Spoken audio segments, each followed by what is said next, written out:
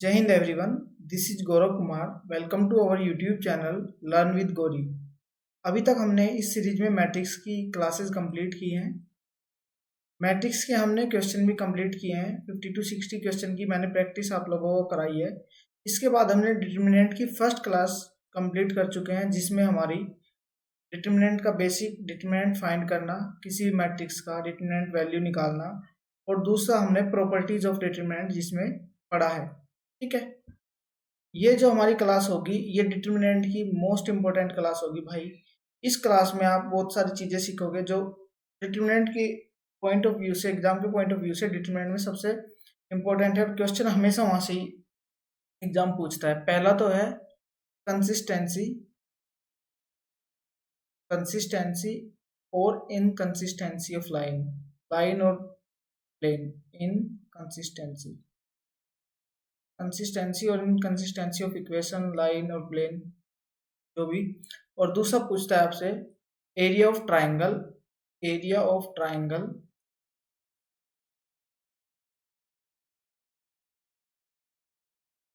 Using by given vertex. एक आप क्या निकालते हैं, आपको किसी भी ट्राइंगल के तीनों वर्टेक्स के पॉइंट दिए होंगे और आपको एरिया निकालना है, वो भी हम डिटर्मिनेंट की हेल्प से निकालते हैं। एक आपका हो गया कंसिस्टेंसी और इनकंसिस्टेंसी, दूसरा होगा एरिया ऑफ ट्राइंगल निकालना।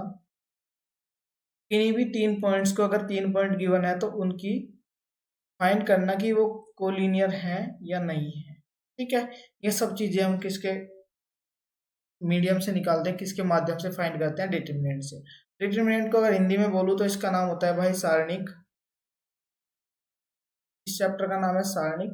और ये जो चैप्टर मैंने अभी तक पढ़ा है, वैसे तो मैं बाईलैंग्वेज पढ़ाता हूँ, लेकिन मैट्रिक्स और डिटर्मिनेंट को आप ऐसे भी पढ़ लोगे, क्योंकि मैथ्स में लैंग्वेज इतनी मैटर नहीं करती।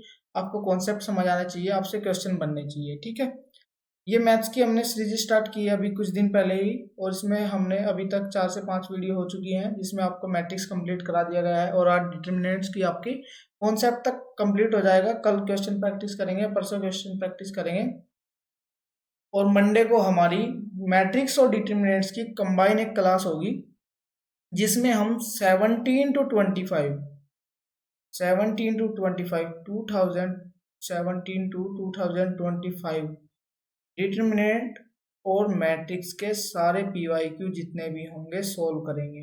ठीक है, ये सीरीज ये जो क्लास रहेगी ये मोस्ट इम्पोर्टेंट रहेगी भाई। आप मुझसे पढ़ रहे या नहीं पढ़ रहे ये मैटर नहीं करता, लेकिन आपको ये, अगर आप एनडीए में अपीयर होंगे इस बार, तो आपको ये करनी करनी है। इससे आपका स्कोर बूस्ट होगा, आपको क्वेश्चंस की प्रैक्टिस होगी, आपको ये समझ आएगी कि एनडीए क्वेश्चन कहाँ से पूछता है। ठीक है, प्रैक्टिस जितना ज़्यादा करोगे आपको एग्जाम में सफलता मिलने के चांस उतने ही अधिक रहेंगे। ठीक है, ये क्लास को स्टार्ट करते हैं भाई, ज़्यादा टाइम ना वेस्ट करते हुए आपका। चलिए,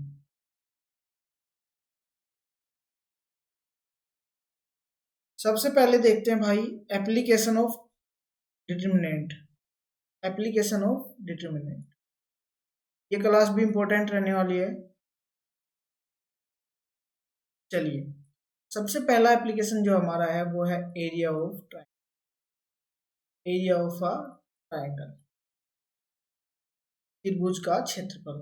अगर मेरे को एक ट्राइंगल दिया है और जिसके मेरे को कोऑर्डिनेट पता है, ए x1 y1, B x2 y2, सी x3 y3। अगर मेरे को इस गिवन ट्राइंगल के कोऑर्डिनेट पता है तो इसका एरिया हो जाएगा भाई, area of triangle is equal to half of पहले वाले वर्टेक्स के कोऑर्डिनेट 1, दूसरे वाले वर्टेक्स के कोऑर्डिनेट 1, तीसरे वाले वर्टेक्स के कोऑर्डिनेट 1। ठीक है, ये क्या हो जाएगा हमारा एरिया। यही हमारा क्या है, एरिया ऑफ ट्राइंगल का फॉर्मूला है। ठीक है, इस फॉर्मूला को याद कर लेना, ध्यान से देख लेना। देखते हैं, एक ट्राइंगल है, क्वेश्चन है ये हमारा। एक ट्राइंगल है जिसके वर्टेक्स दिए गए हैं, वर्टेक्स है 2 3, हो जाएगा 1 4, और ये हो गया हमारा। ठीक है, इसका मेरे को एरिया फाइंड करना है, तो एरिया इज इक्वल टू हो जाएगा हाफ 231,141,251।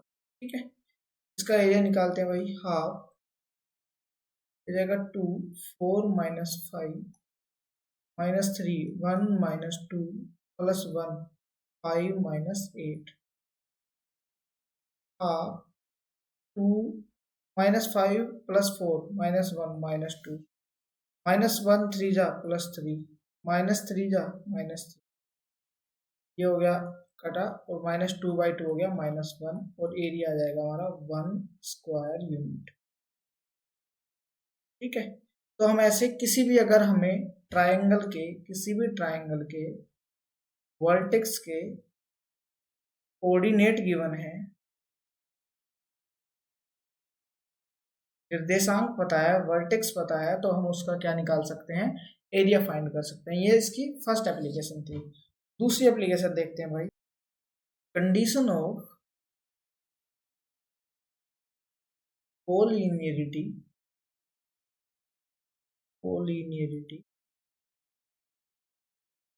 ऑफ 3 पॉइंट्स,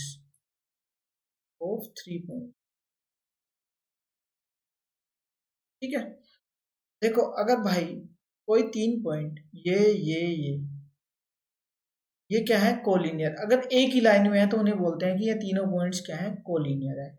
अब मैं दूसरे 3 पॉइंट देख रहा हूँ। एक ये है हमारा ए, ये हमारा बी, ये हमारा सी, ये हमारा ए, ये हमारा ए, ये हमारा बी, ये हमारा सी। क्या है, तीनों पॉइंट एक लाइन में है? नहीं, ये तीनों पॉइंट एक लाइन में नहीं है। और जब भी कोई 3 पॉइंट एक लाइन में नहीं होंगे तो वे हमेशा एक ट्रायंगल फॉर्म करेंगे। वे हमेशा क्या करेंगे, एक ट्रायंगल फॉर्म करेंगे। समझ आ रही है बात? अगर कोई 3 पॉइंट कभी एक लाइन में नहीं होंगे, ये 1 पॉइंट हो गया, ये दूसरा हो गया, और तीसरा मेरा यहाँ हो गया, तो ये हमेशा क्या करेंगे, ये हमेशा भैया एक ट्रायंगल फॉर्म करेंगे। ये बात समझ आई? ये हमेशा क्या करेंगे, ट्रायंगल फॉर्म। अब हमारा एप्लीकेशन है condition of collinearity of 3 points. अगर 3 पॉइंट्स कोलिनियर हैं, अगर 3 पॉइंट्स कोलिनियर है तो इसकी क्या कंडीशन होगी, वो तीनों एक लाइन में होंगे, वो कोई ट्रायंगल फॉर्म नहीं करेंगे, तो एरिया इनक्लोज्ड बाय 3 पॉइंट्स क्या होगा, एरिया इनक्लोज्ड बाय 3 पॉइंट्स क्या होगा, 0 होगा। इन तीनों पॉइंट्स ने कोई एरिया तो इनक्लोज नहीं किया है, जबकि इन्होंने किया है। अगर तीनों पॉइंट कोलिनियर है तो एरिया इनक्लोज्ड बाय 3 पॉइंट्स क्या हो जाएगा, 0 हो जाएगा। मतलब एरिया ऑफ ट्रायंगल क्या होगा, 0 होगा। आप x1 y1 1, x2 y2 1, x3 y3 1 is equal to क्या होगा, हमारा 0 होगा। तो कंडीशन ऑफ कोलिनियरिटी की है कि तीनों कोऑर्डिनेट का जो एरिया होगा, तीनों जो पॉइंट्स का एरिया होगा, वो हमारा किसके इक्वल होगा, 0 के इक्वल होगा। और ये वाला डिटरमिनेंट हमारा 0 के इक्वल होगा। ठीक है, अगर हमारे coordinate x1 y1 x2 y2 x3 y3 है। ठीक है, इसका एक एग्जांपल कर लेते हैं, देखते हैं एक बार। कोऑर्डिनेट गिवन है 2 3 4 5 1 2। चेक करते हैं condition of collinearity. Condition of collinearity के लिए क्या होगा, x1 y1 1, x2 y2 1, x3 y3 1 इसके इक्वल होगा भाई, 0 के इक्वल होगा। चेक करते हैं, 2 3 1 4 5 1 1 2 1 इज इक्वल टू, पूछेगा कि ये पॉइंट कोलिनियर है, कोलिनियर और नोट बताना है, चेक करना है कि, तो हम करेंगे 5 1 जा 5 माइनस 2 माइनस 3, 4 1 जा 4 माइनस 1 प्लस 1, 4 2 जा 8 माइनस 5, 5 माइनस 2 3 3 2 जा 6, 4 माइनस 1 3 3 3 जा minus 9, 8 minus 5 3 plus 6 9, 9 minus 9 equal to 0। मतलब area of triangle, area of these vertices area enclosed by these vertices is equal to 0। तो ये हमारा क्या हो गया, ये तीनों पॉइंट्स हमारे क्या हो गए, तीनों वर्टेक्स से जो हमारा एरिया इनक्लोज्ड है वो 0 के इक्वल है। तो हमारा तीनों जो पॉइंट है ये क्या है, वो लीनियर है। ठीक है, होप ये आपको समझ आया होगा। चलिए एक और देख लेते हैं इसका तीसरा एप्लीकेशन क्या है। अगर मेरे को किसी भी लाइन को फॉर्म करने के लिए हमें मिनिमम कितने पॉइंट्स चाहिए, 2 पॉइंट्स चाहिए। एक पॉइंट दिया ए x1 y1, B x2 y2। अगर मेरे को इस लाइन की इक्वेशन चाहिए, एक ऐसी लाइन की इक्वेशन चाहिए जो इन दोनों पॉइंट से होके गुजरती हो, तो मैं उस लाइन की इक्वेशन को भी फाइंड कर सकता हूँ। और उसका हमारा जो फॉर्मूला होता है वो होता है x1 y11 x2 y2। क्या अगर किन्हीं दो पॉइंट से गुजरने वाली कोई भी हमारी लाइन है तो उस लाइन की इक्वेशन होगी x1 y11 1 x2 y2 1 is equal to 0। ठीक है, इससे हम इस फॉर्मूले से अगर हमें कोई भी दो पॉइंट के कोऑर्डिनेट दिए हैं तो उससे गुजरने वाली, उससे पास होने वाली लाइन की हम इक्वेशन इस फॉर्मूले से कर सकते हैं। ये हमारे application of determinant in geometry, जो जियोमेट्री में डिटर्मिनेंट के एप्लीकेशन है, जो ज्यामिति में सारणिक के एप्लीकेशंस हैं, वो मैंने आपको तीनों बता दिए हैं। पहला है हमारा एरिया ऑफ अ ट्राइंगल, दूसरा हमारा condition of collinearity of 3 points, और तीसरा है हमारा equation of A line passing through 2 points. ठीक है, चलिए भाई अब मोस्ट इंपोर्टेंट पार्ट पे आते हैं। अभी 10th क्लास में हमने पढ़ा होगा consistency consistency consistency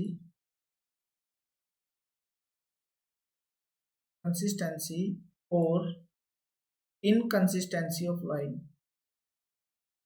inconsistency of line क्या होता था भाई। ये कंसिस्टेंसी में क्या होता है, कंसिस्टेंट अगर दो लाइन होंगी तो इसमें होता क्या है कंसिस्टेंट, कि लाइन के कोई ना कोई सॉल्यूशन होंगे।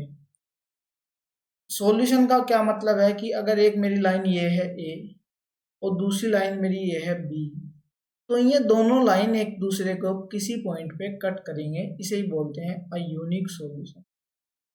अ यूनिक सॉल्यूशन एक ही पॉइंट पे कट कर पाएंगे, क्योंकि इसके बाद तो ना कहीं और कट होंगे, ना इधर से कहीं और कट कर पाएंगे, ना उधर से कहीं और कट कर पाएंगे, ना उधर से कहीं और कट कर पाएंगे। तो इसे बोलते हैं यूनिक सॉल्यूशन। दूसरा क्या सॉल्यूशन हो सकता है, दूसरा हो सकता है हमारा infinitely many solution.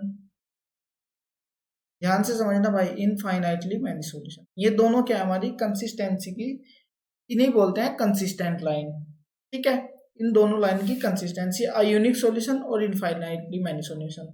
Infinitely many solution क्या होगा कि ऐसे एक अगर हमारी लाइन है, दूसरी लाइन भी इसके जस्ट ऊपर से होगी, इसे ही बोलते हैं इनफाइनाइटली मैनी सॉल्यूशन। वो हर पॉइंट पे क्या करेंगे, एक दूसरे को कट करेंगे।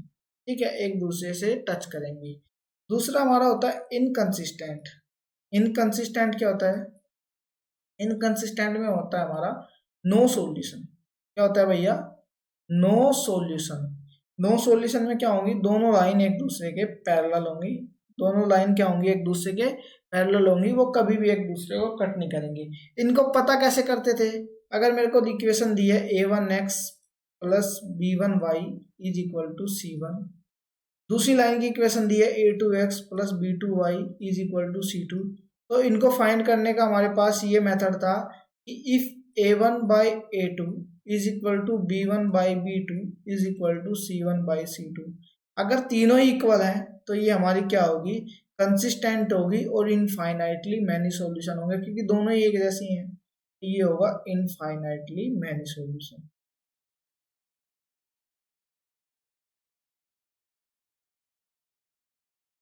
ठीक है, दूसरा हमारा क्या था, दूसरा हमारा था if a1 by a2 is equal to b1 by b2 is not equal to c1 by c2। तो ये था हमारा इनकंसिस्टेंट और ये हमारा नो सॉल्यूशन। ये दोनों लाइन एक दूसरे की क्या होंगी, पैरेलल होंगी। ठीक है, तीसरा हमारा क्या था कि a1 by a2 is not equal to b1 by b2, ये दोनों इक्वल नहीं होंगे।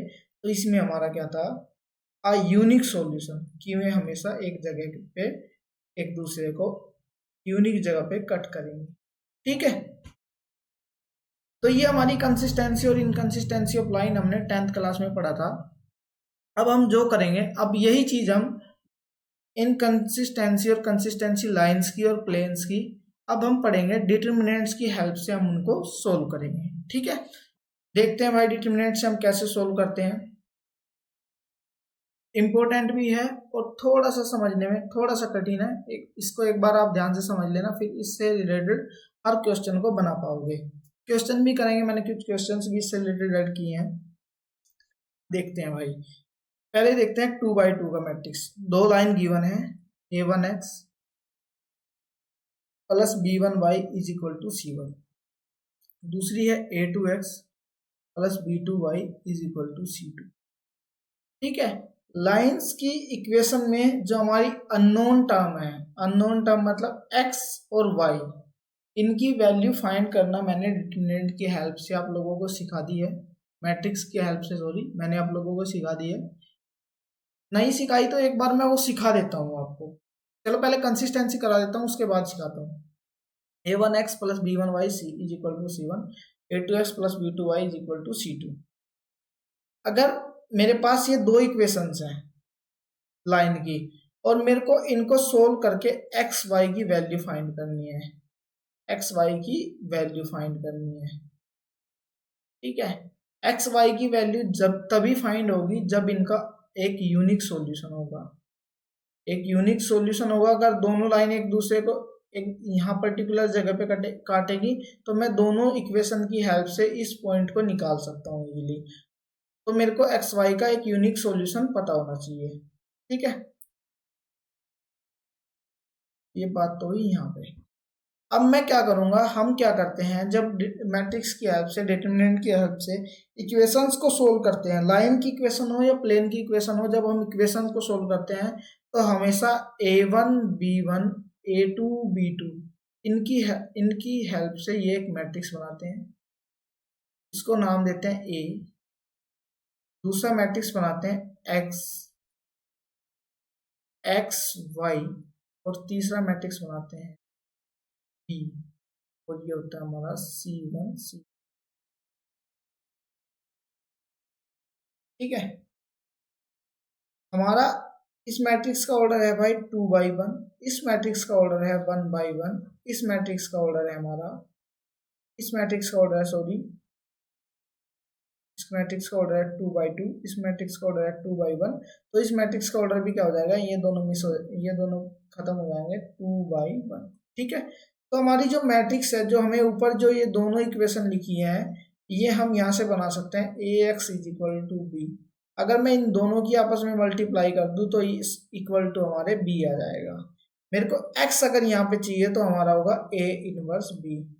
ठीक है, a का इनवर्स फाइंड करता हूँ, b में मल्टीप्लाई कर देता हूँ, तो मेरे पास x की वैल्यू आ जाएगी। इस टाइप का हम एक बार एक क्वेश्चन सोल्व कर लेते हैं। क्वेश्चन सोल्व करने के बाद आप लोगों को थोड़ा समझने में आसानी होगी। क्वेश्चन देखते हैं।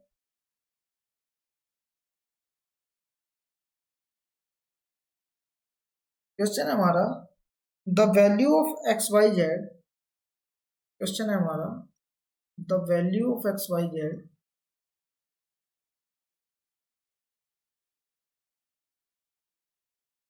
इन order if the system of equations, system of equations दिया है,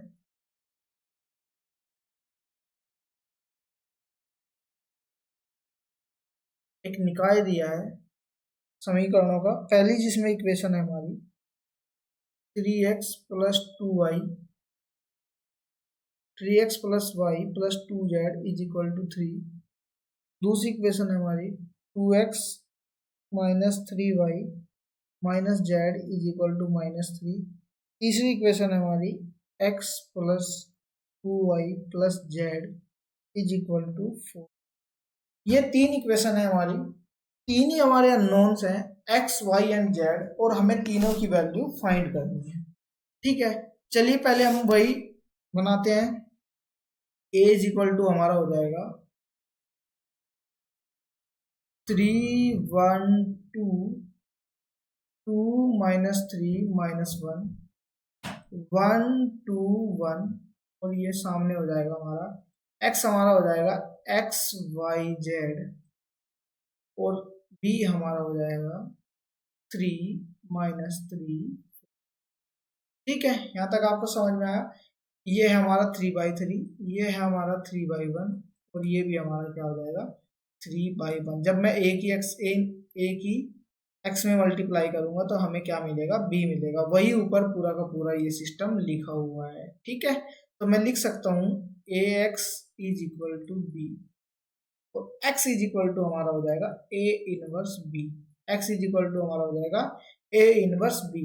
तो अगर मेरे को एक्स फाइंड करना है, अगर मेरे को ये वाला मैट्रिक्स चाहिए तो मेरे को क्या निकालना पड़ेगा, ए इनवर्स निकालना पड़ेगा। ए इनवर्स निकालने के लिए मेरे को फॉर्मूला पता है, A inverse is equal to adjoint of A divided by determinant of A. Adjoint of A divided by determinant of A. मैं सबसे पहले एडजॉइंट ऑफ ए निकालूंगा, ये भी मैंने आपको सिखाया है, पिछली क्लास में जाके आप देख सकते हैं।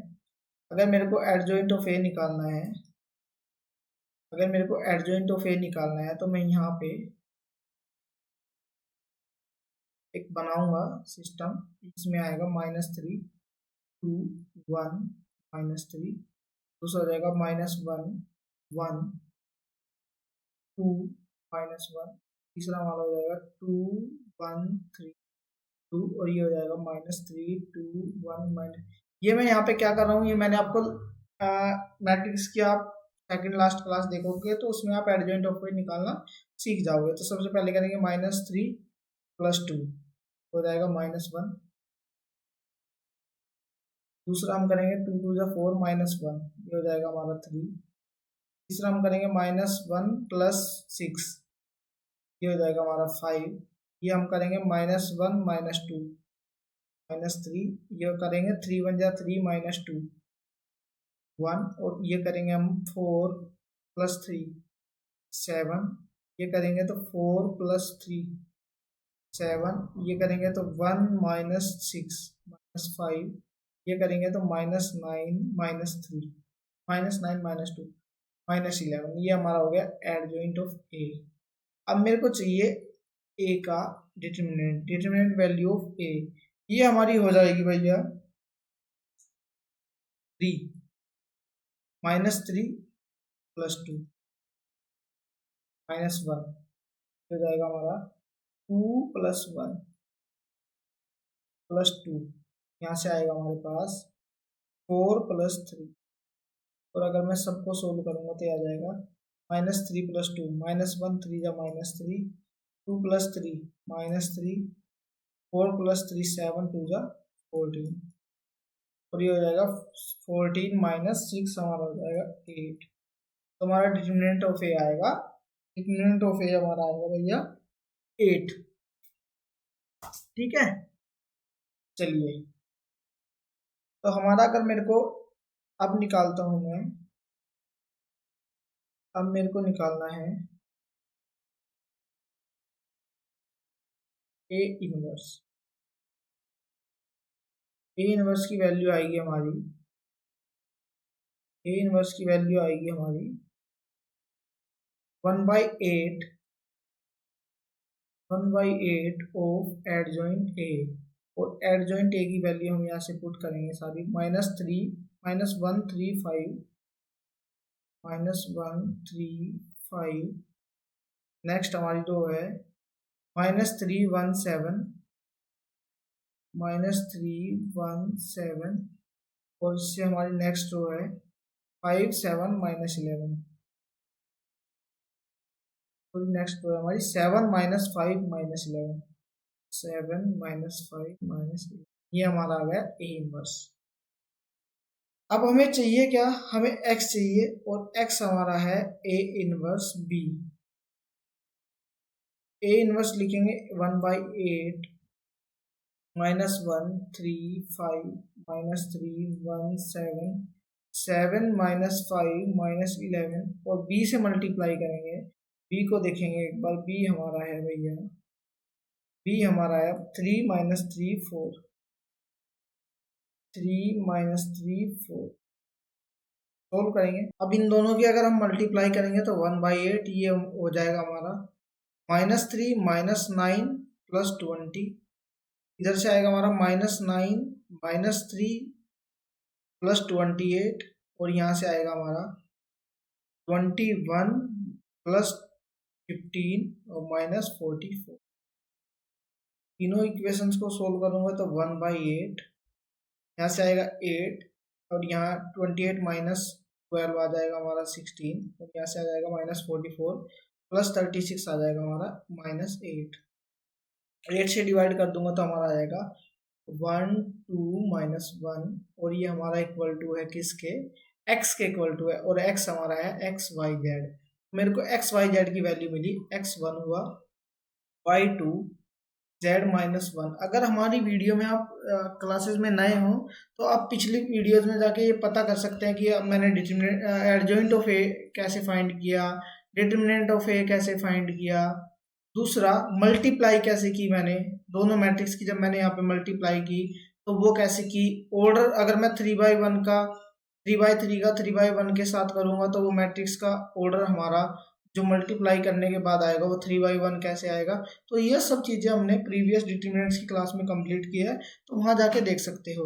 XYZ की हमारे पास क्या आ गई भैया, वैल्यू आ गई। ठीक है, तो मैंने क्या किया, हमने इक्वेशंस को, एक सिस्टम ऑफ इक्वेशंस को सोल्व किया और वहां से XYZ की वैल्यू निकाली। अब XYZ की जो वैल्यू निकली है ये क्या है, एक यूनिक सॉल्यूशन है। इन तीनों का एक यूनिक सॉल्यूशन है। इसके अलावा इस सिस्टम से और कोई सॉल्यूशन फाइंड हम नहीं कर सकते। तो ये हमारी सिस्टम कैसा है, कंसिस्टेंट है। ये सिस्टम हमारा कैसा है भैया, कंसिस्टेंट है। अब देखते हैं, इसको समझते हैं कंसिस्टेंट इनकंसिस्टेंट कैसे पता करें।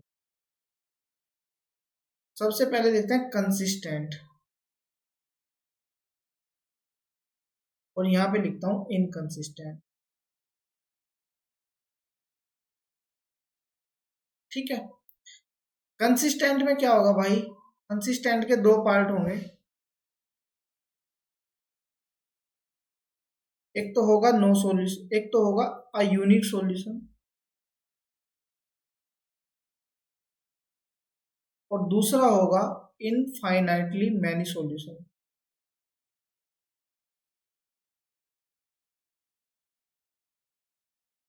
इनकंसिस्टेंट में क्या होगा भाई, नो सॉल्यूशन, कोई सॉल्यूशन नहीं। ठीक है, इसमें होगा हमारा नो सॉल्यूशन। चलिए देखते हैं पता कैसे करते हैं। अच्छा, हमने पता किया था कि x हमारा होता है a इनवर्स b, x हमारा होता है a इनवर्स b। ठीक है, a इनवर्स हमारा क्या होता है, a इनवर्स हमारा होता है भैया adjoint of a divided by determinants of a। ठीक है, अच्छा हमने एक चीज पढ़ी है कि अगर मैं determinant of a non equal to 0 है, अगर ये 0 के इक्वल नहीं है, अगर डिटरमिनेंट ऑफ 0 के इक्वल नहीं है, तो हमेशा a इनवर्स एक, किसी भी मैट्रिक्स a का इनवर्स एक यूनिक इनवर्स होगा, एक यूनिक मैट्रिक्स होगा। ठीक है, ये क्या होगा, एक यूनिक मैट्रिक्स होगा। तो यहीं से हमें मिलता है ये, अगर हमारा determinant of a not equal to 0 है तो इसका ये हमेशा आयोनिक सॉल्यूशन होगा, और ये हमारी जो सिस्टम होगी ये कंसिस्टेंट होगी। ये हमारी क्या होगी, कंसिस्टेंट होगी, अगर determinant of a is not equal to 0 होगा। अगर डिटरमिनेंट ऑफ ए 0 के इक्वल है तब हमारी दो कंडीशन बनती है, एक इनफाइनाइट, दो कंडीशन बनती है। एक कंसिस्टेंट की ये बनती है कि इनफाइनाइटली मैनी सॉल्यूशन, और दूसरी हमारी भैया बनती है नो सॉल्यूशन, दूसरी हमारी बनती है नो सॉल्यूशन। ठीक है, अब ये कंसिस्टेंट में जो पहली है अ यूनिक सॉल्यूशन, ये फाइंड करना तो बड़ा इजी है। डिटर्मिनेंट ऑफ ए अगर जीरो के इक्वल नहीं है, कोई भी नंबर है जीरो को छोड़ के, तो वो हमारा क्या है, अ यूनिक सॉल्यूशन को डिनोट करता है, अ यूनिक सॉल्यूशन बताता है, और ये हमारा कंसिस्टेंट सिस्टम होगा। लेकिन अगर डिटर्मिनेंट ऑफ ए, उस मैट्रिक्स का डिटर्मिनेंट हमें जीरो मिल जाए, तो ये दो चीजें हमें दिखाएगा, एक नो सॉल्यूशन और एक इनफाइनाइटली मैनी सॉल्यूशन। अब पता कैसे करते हैं कि हमारा जो सॉल्यूशन, हमारी जो सिस्टम है उसके बहुत सारे इनफाइनाइट सॉल्यूशंस हैं या उसका कोई सॉल्यूशन नहीं है। अब इसे सीखते हैं। हमें गिवन है 3x3 के मैट्रिक्स से ही मैं आपको सिखाता हूँ। मैं पेज ले लेता हूँ।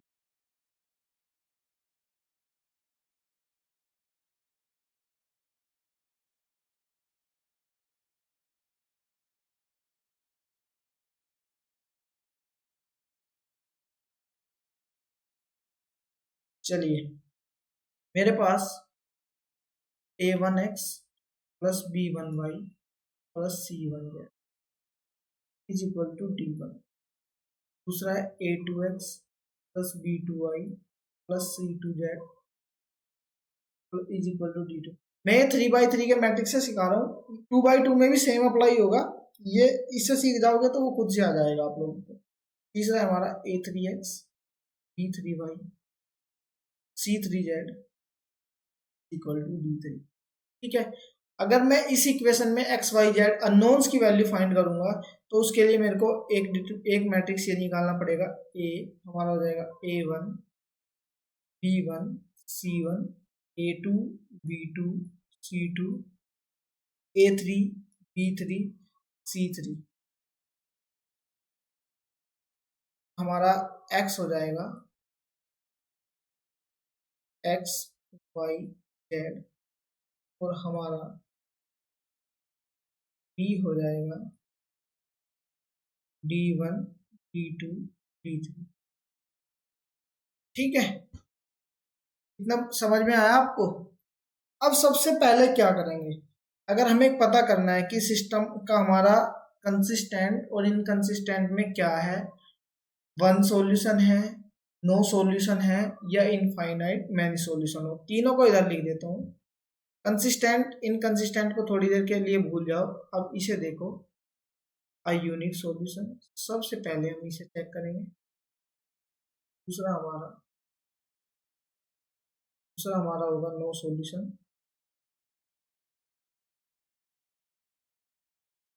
तीसरा हमारा होगा इनफाइनाइट मैनी सॉल्यूशन।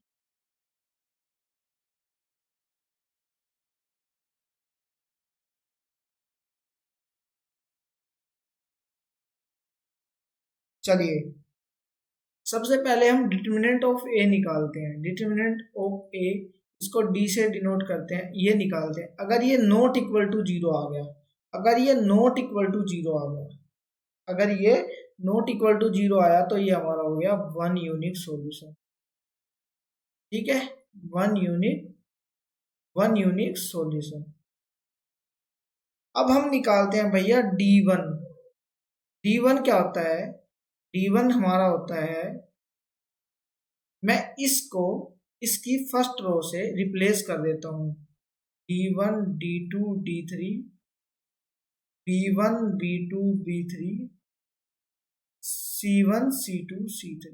ये हमारा क्या हो गया D1। अब ये है D, अगर D is not equal to zero आ जाए तो वन यूनिक सॉल्यूशन होगा, ये हमें पता है। अगर D is equal to zero आ जाए, D अगर जीरो के इक्वल आ जाए, तो दो पॉसिबिलिटी है, नो सॉल्यूशन भी हो सकता है, इनफाइनाइट मैनी सॉल्यूशन भी हो सकता है। नो सॉल्यूशन होगा या इनफाइनाइट मैनी सॉल्यूशन होगा, उसे कैसे फाइंड करते हैं उसी के लिए बता रहा हूँ कि पहले D1 निकालेंगे, D2 निकालेंगे। D2 क्या होगा, अब इसी कॉलम को दूसरी वाली कॉलम के साथ रिप्लेस कर देंगे। A1 A2 A3 D1 D2 D3, और ये हो जाएगा हमारा C1 C2 C3। ये हमारा क्या हो गया D2। फिर निकालेंगे D3। अब की बार क्या करेंगे, इसी कॉलम को तीसरे वाले के साथ रिप्लेस कर देंगे। A1 A2 A3 B1 B2 B3 C1 C2 C3। कर दिया हमने। अब चलते हैं भैया नेक्स्ट पेज पे, देखते हैं। अगर D1 D2 D3 में से एटलीस्ट कोई एक, कम से कम कोई एक नॉट इक्वल टू जीरो आ जाए, तीनों में से कोई भी अगर नॉट इक्वल टू जीरो आ जाए, कोई भी एक भी आ जाए, कोई भी एक भी नॉट इक्वल टू जीरो आ जाए, तो हमारे होंगे नो सॉल्यूशन। तो हमारा क्या होगा, नो सॉल्यूशन। और हमारी जो हमारी इक्वेशन का सिस्टम होगा वो होगा इनकंसिस्टेंट। ठीक है, बड़े इजी वे में सिखा रहा हूँ आप लोगों को। दूसरा क्या होगा भैया हमारा, अगर D1 D2 D3 तीनों इक्वल टू जीरो आ जाए। अब तीनों ही जीरो आएंगे क्योंकि एटलीस्ट एक तो हमने निकाल ही दिया। अगर हमारे तीनों जीरो आ जाए, अगर हमारे तीनों जीरो आ जाए, तब होगा हमारा इनफाइनाइटली मैनी सॉल्यूशन।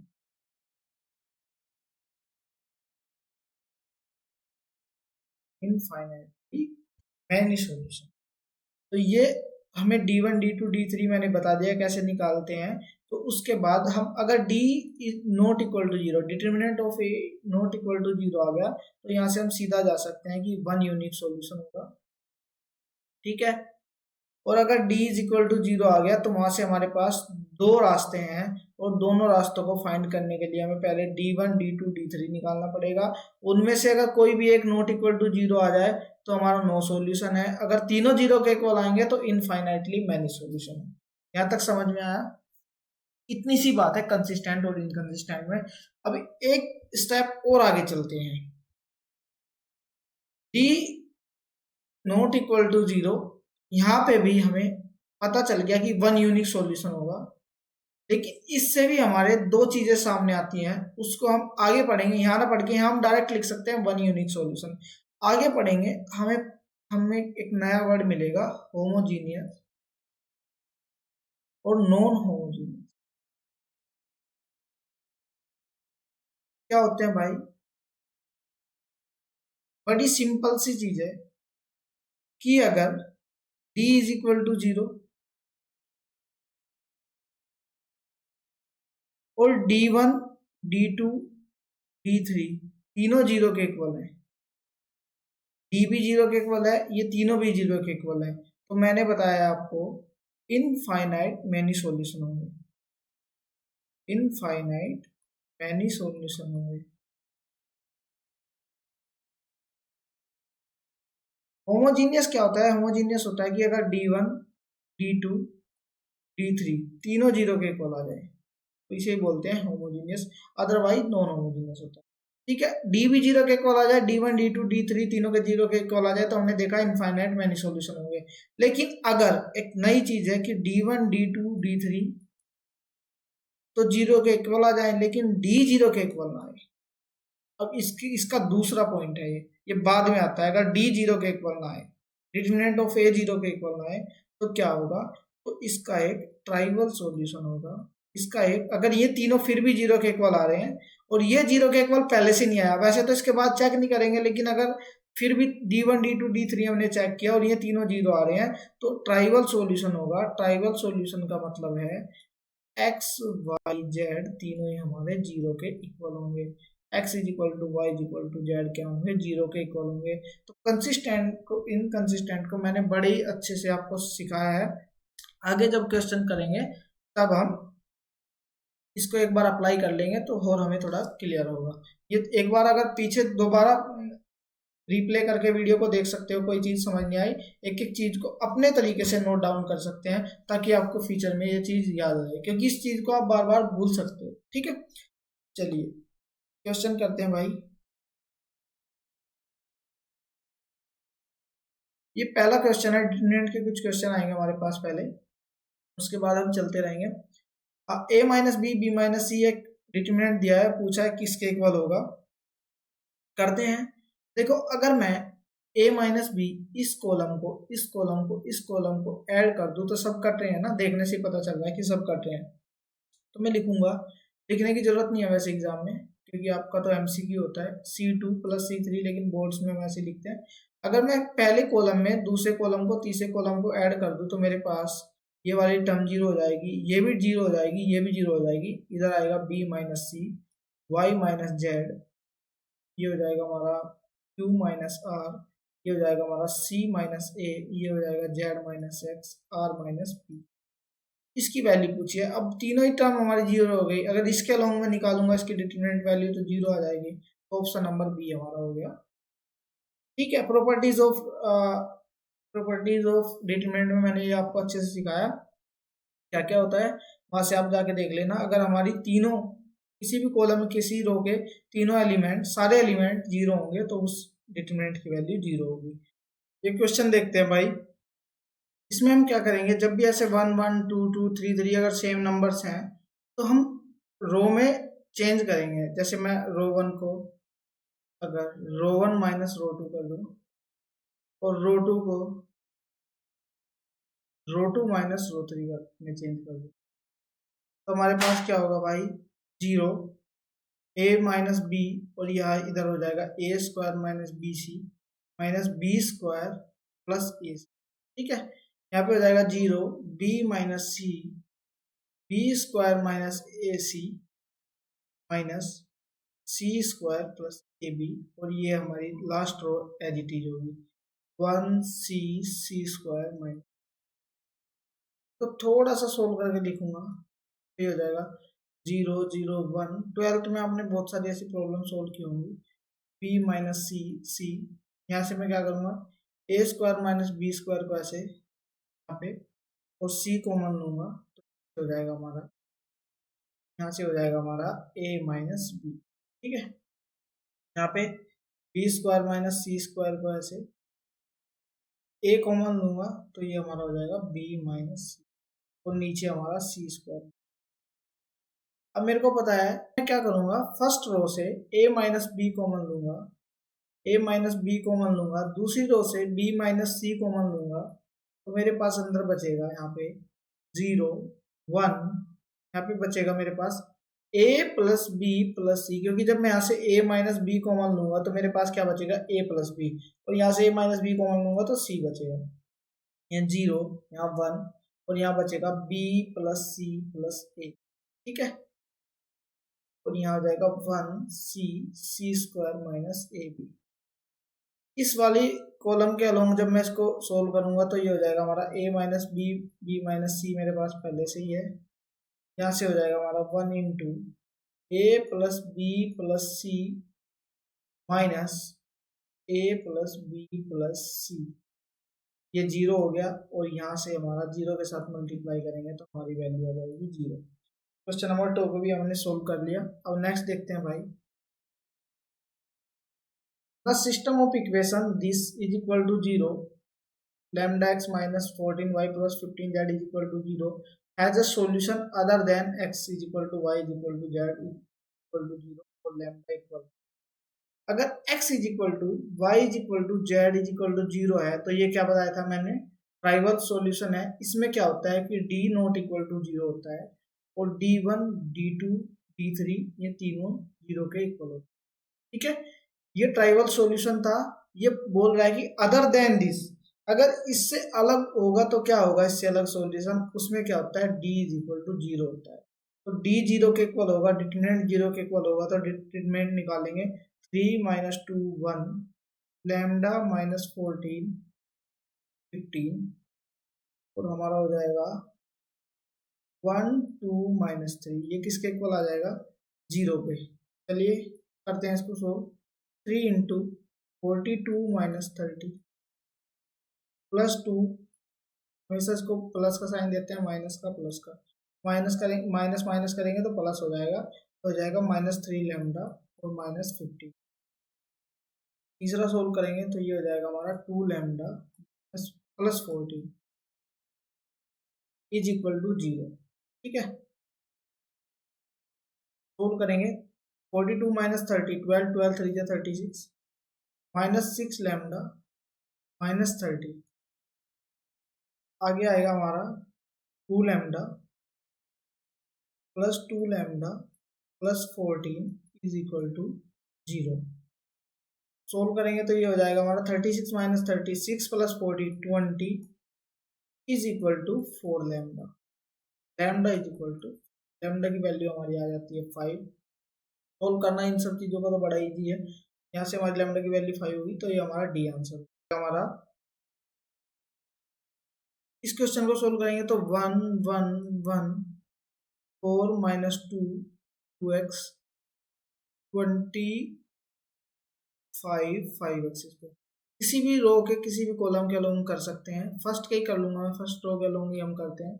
तो 1 minus 10x square minus 10x minus 4 आ जाएगा तो ये हो जाएगा हमारा 5x स्क्वायर माइनस 5 प्लस 20 आ जाएगा तो यहाँ से हो जाएगा हमारा 2x plus 2 is equal to 0।